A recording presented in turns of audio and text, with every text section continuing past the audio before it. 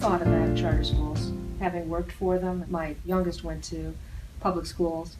I'm trying to think that the theory was, when they started, that there needed to be some research and cutting-edge thought about how we educate children.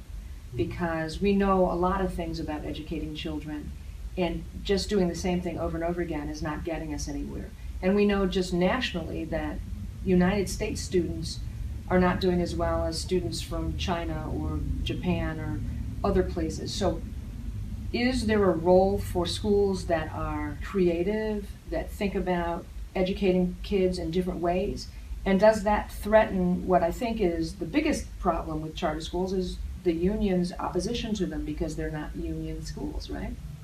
True, but what you have now is more charter school teachers who want to unionize. Right. Because if you're not in a union, and I'm a pro-union person, I was a delegate for the Chicago Teachers Union years ago.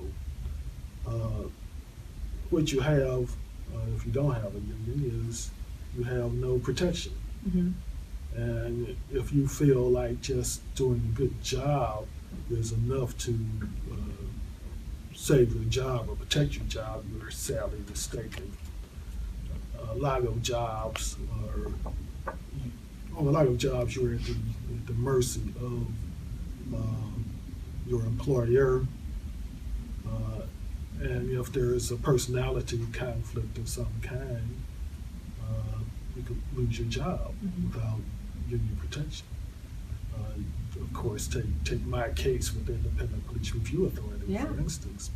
For instance, that's a big for instance. Yes. So what does that do?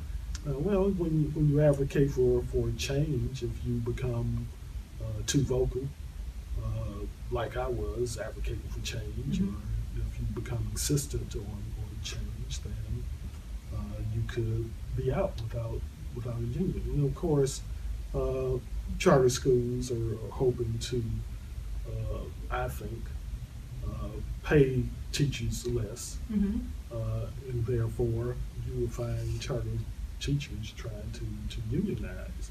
I was going to say, as far as charters are also concerned in other schools, is that what you try to do is interest the students. If they are not interested, and as you say, you have to somehow come up with a way to get them interested in learning, and that's where the innovation comes in. At how can we get them interested? Let's change pace a little bit. IPRA. Okay. You kind of are a maverick. You're the, what does Sarah Palin call you? You went rogue on them. So what do you think IPRA needs to be? Because obviously it's not what it was meant to be, and the city is trying to hold up the fact that it has 2 citizen review boards to police our police, and therefore we should be, in a good place. But obviously we're not. So what's the solution for that? Well, the solution appears to be elected, I would say, chief administrator of IPRA. We do have, of course, elected officials who are paid by the taxpayers, who are not appointed by the mayor. Thinking about all of the various elected officials we do have, aldermen, state's attorneys, or whatever. But the question was, how can we have an independent person over the police department? And as long as the mayor is appointing the superintendent, the chief administrator of IPRA, the president of the police board, all of these people are appointed by the mayor, and they really take their orders from the mayor, even though Rahm Emanuel wanted to say he did not know about this or that. Mayor Daley now wants to say he's forgotten about certain things and he can't remember what he has forgotten. But they all know. These mayors are really strong, well-informed. They know what's going on in these departments. So when there's something that happens like Laquan McDonald or Quintonia LeGrier, they know right away? They know right away. They better know right away. So the police department, the superintendent reports directly to the mayor, this is what's happening, this is what's going on. Yes. And the chief administrator of IPRA. Mm-hmm. If something becomes newsworthy that the mayor did not know about, heads will roll. But not apparently, because when something happens that, like Laquan McDonald, heads didn't roll. In fact, heads got shored up and put away so that nobody would know about this. Were it not for people externally or whistleblowers, no one would have known about what was going on. It would have been another issue of a bad African-American boy who had issues, and we would have all swallowed that down because we think that police should be policing those people aggressively and shooting them, and that's what should happen, right? True, but my point was the mayor knew. He might say, he didn't know, or, he knew. And as you can see, the press is going out with Freedom of Information Act requests to show that he knew. Of course, it was such a bad incident that heads did roll. The superintendent is gone, the chief administrative IPRA is gone.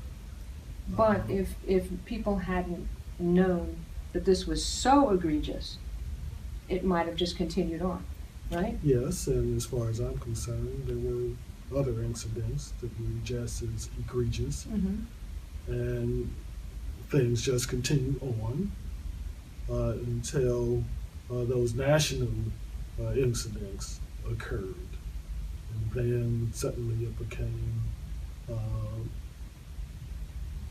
a focus on the incidents that were happening in Chicago as well.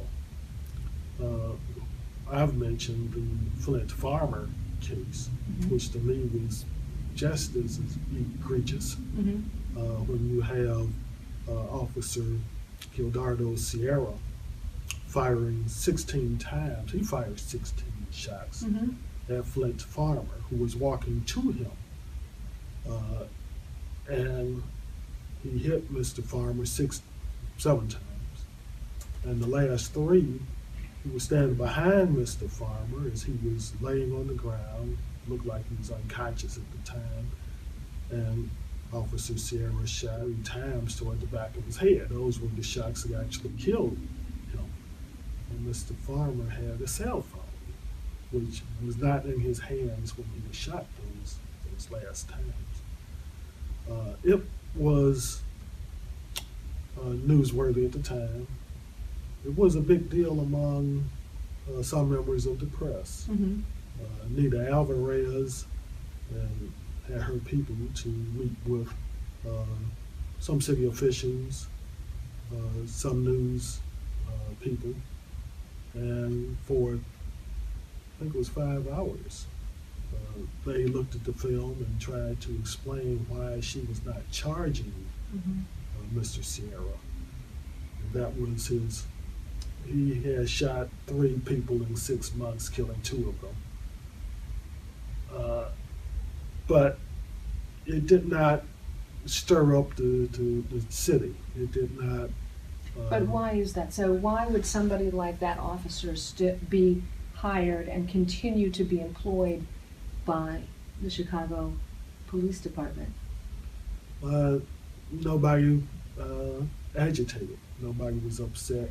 But shouldn't the police department be able to know that if someone is a police officer kills 3 people and within a certain period of time, most police officers don't shoot anybody, right?